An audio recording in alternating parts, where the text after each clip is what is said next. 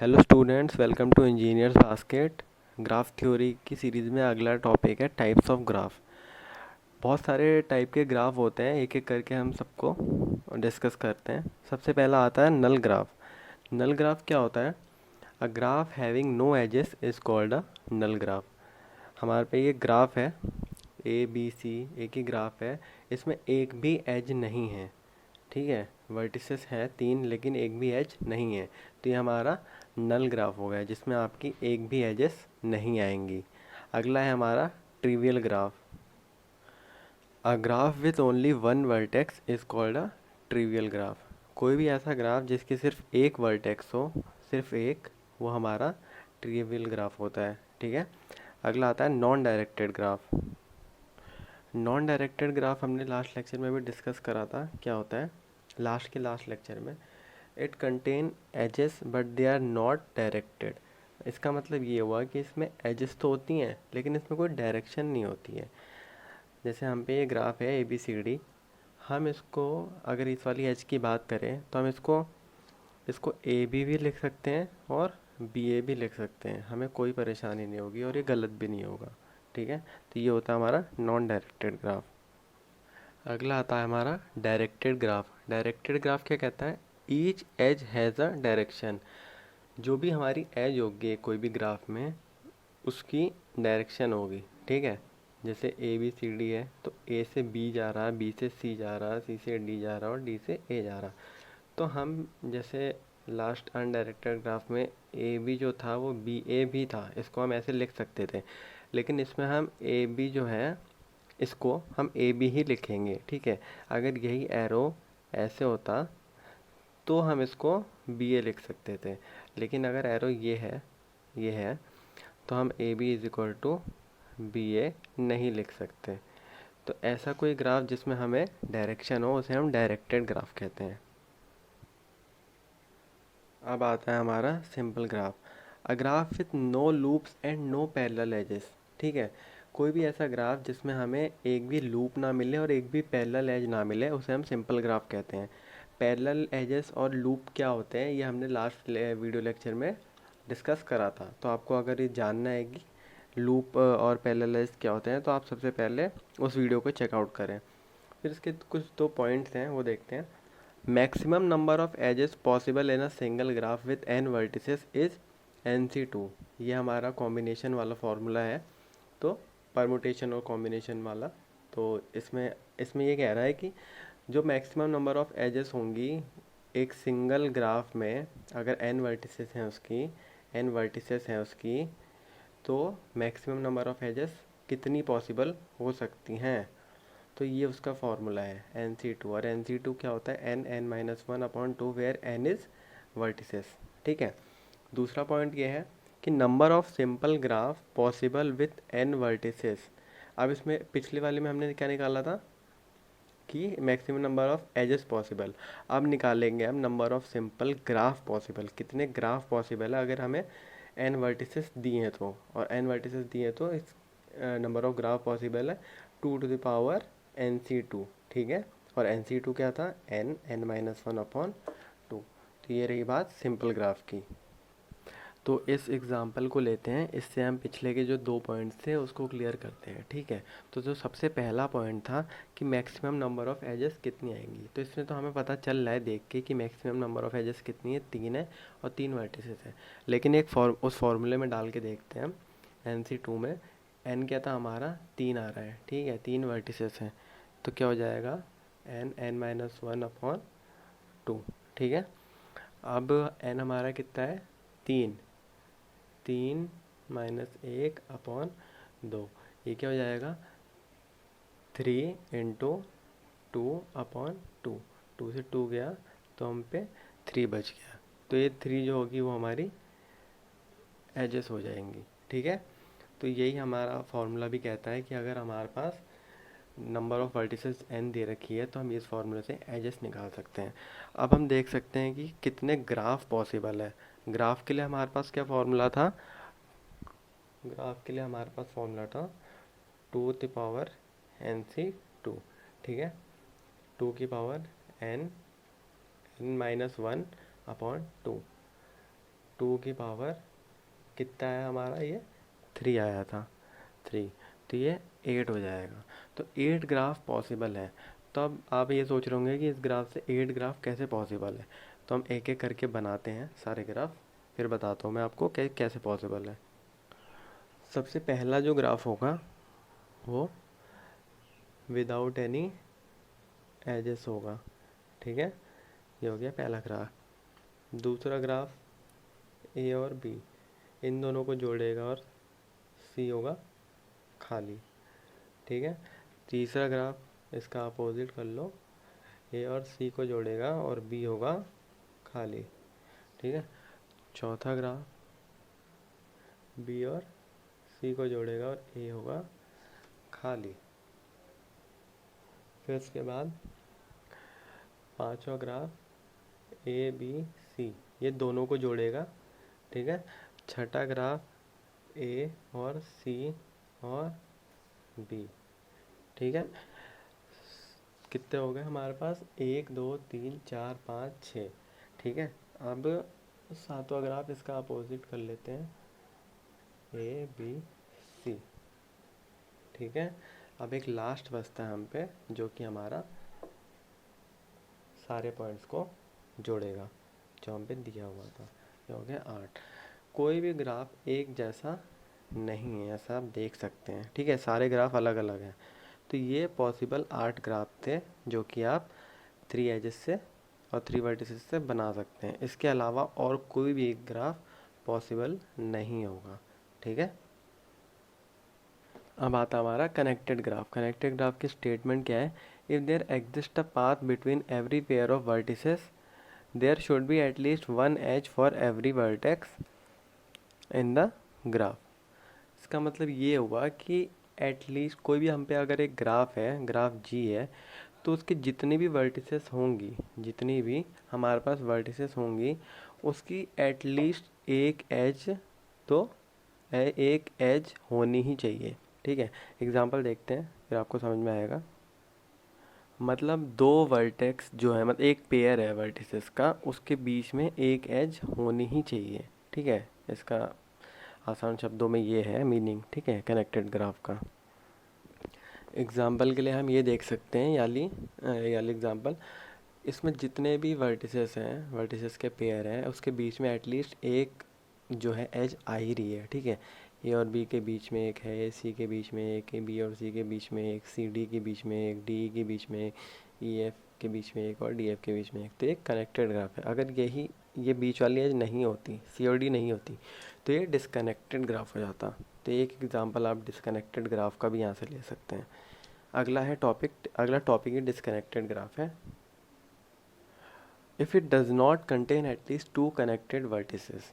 अब इसका मीनिंग ये है कि हम पे सपोज़ 2 कंपोनेंट दे रखे हैं ग्राफ के, तो ये दोनों अलग अलग है, ये डिसकनेक्टेड ग्राफ है। ये अपने में एक ग्राफ है, ये अपने में ग्राफ है। अगर सी और ई ऐसे मिले होते एक वर्टिसेस से, तो ये कनेक्टेड ग्राफ है। लेकिन ये 2 कंपोनेंट है जो वो अलग अलग है, तो ये डिसकनेक्टेड ग्राफ हो गया, ठीक है। एग्जाम्पल और एक ये भी कर सकते हो आप,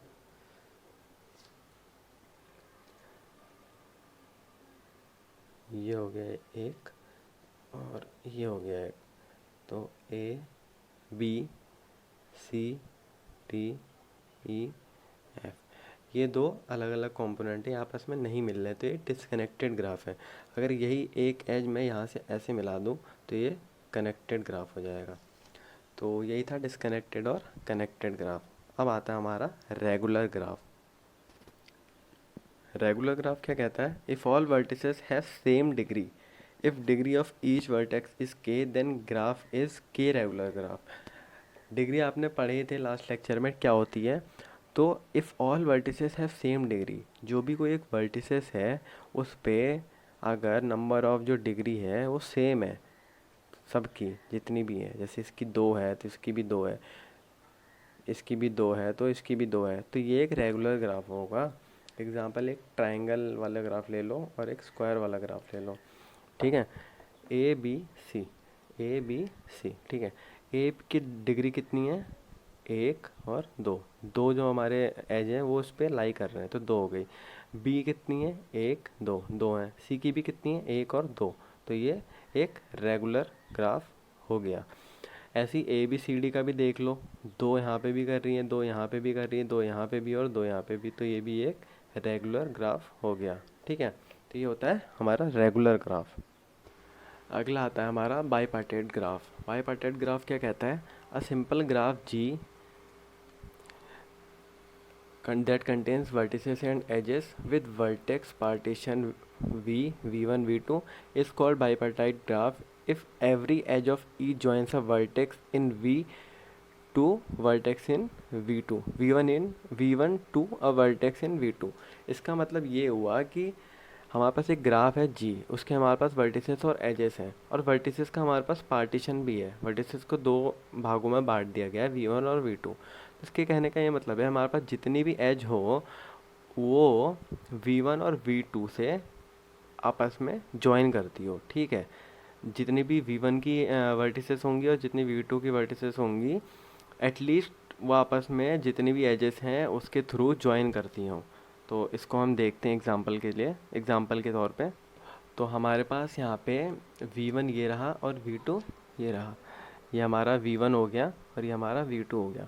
तो v1 के जो वो हैं एजेस, सॉरी वर्टिसेस हैं, और v2 के जो वर्टिसेस हैं, तो हमारे पास क्या है, दो ही एजेस हैं, तो एटलीस्ट आपस में ज्वाइन करवा रहे हैं वो दो एजेस की वजह से हमारे v1 और v2 के जो वर्टिसेस हैं। सी नहीं हो पा रहा है क्योंकि हमारे पास वर्टिसेस की सॉरी एजेस की कमी है। तो v1 और v2 में हमारा जो ज्वाइन हो रहा है वो जो हमारे बचे हुए मतलब जो एजेस दिए हैं उसकी वजह से हो रहा है। तो ये एक बाईपार्टाइट ग्राफ हो जाएगा। अगला आता है हमारा complete bipartite graph. Complete bipartite graph क्या कहता है, every vertex in v1 is connected to every vertex of v2। इसकी सेम वही डेफिनेशन है हमारे पास क्या थी हमारे बाईपार्टाइट की एक हमारे पास जी ग्राफ है, उसके वर्टिसेस और एजेस हैं, और वर्टिसेस जो है हमारे v1 और v2 में पार्टीशंस हैं।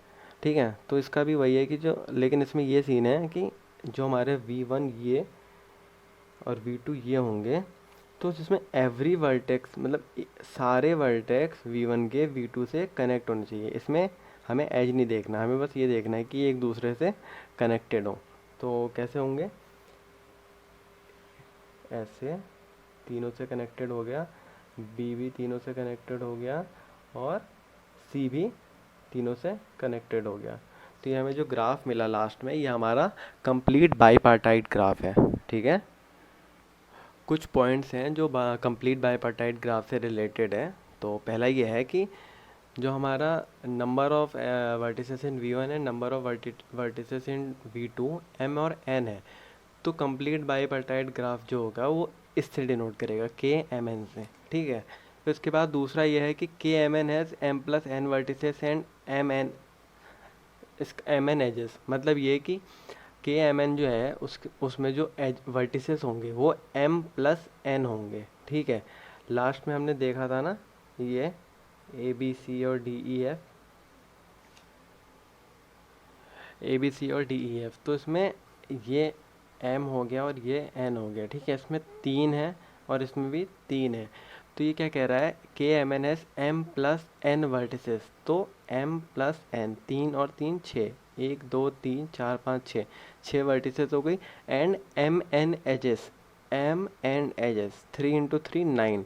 अब आप 9 कैसे करेंगे, मतलब इसको काउंट कर लीजिए, ए से कितने जा रहे हैं, डी ई एफ पे 3 हो गए।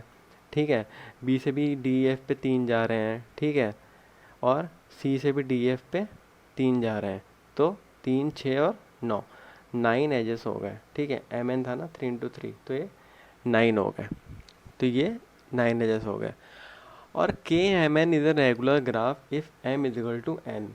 अगर M is equal to N, 3 is equal to 3 है, तो ये एक रेगुलर ग्राफ भी है। ठीक है, if m is equal to n is equal to 1, अगर m और n की वैल्यू हमारे पास एक आती है तो ये हमारा कंप्लीट ग्राफ होगा। ठीक है,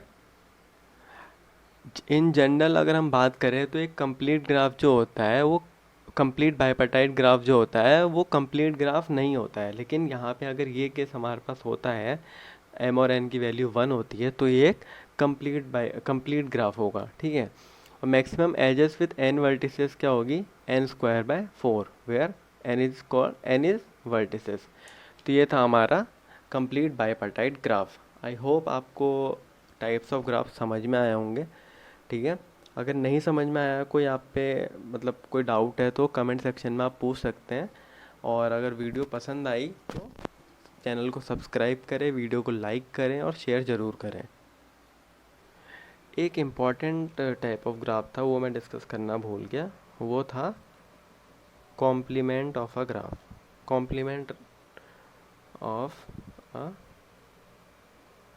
graph, complement of a graph क्या कहता है कि जैसे अगर आप पे सपोज एक ग्राफ है, ये एक ग्राफ ले लेते हैं,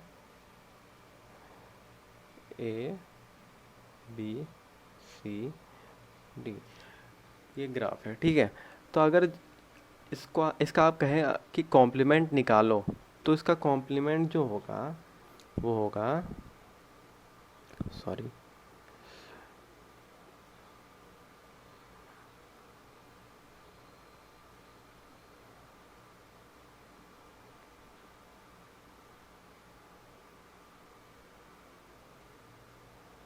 ये इसका कॉम्प्लीमेंट होगा, ठीक है। कैसे होगा कॉम्प्लीमेंट, ये कहता है कि अगर हमें जो गिवन ग्राफ है उसका जो एजेस, उसकी जो एजेस होंगी वो कॉम्प्लीमेंट अगर हम उसका निकालें तो उसमें वो एजेस नहीं होंगी, ठीक है।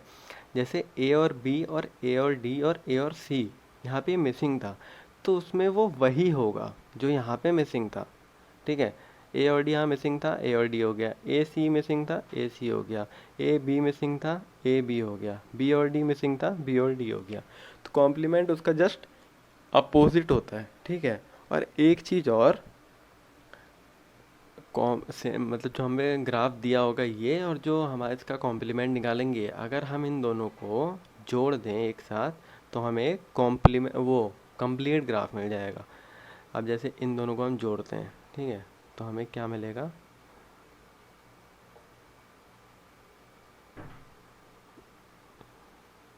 ये मिल जाएगा हमें डी सी ए और बी। तो ये कंप्लीट ग्राफ हुआ, ठीक है। तो ये था कॉम्प्लीमेंट ऑफ अ ग्राफ। तो आई होप आपको ये वीडियो पसंद आई होगी। चैनल को सब्सक्राइब करना ना भूलें। Till then goodbye and take care.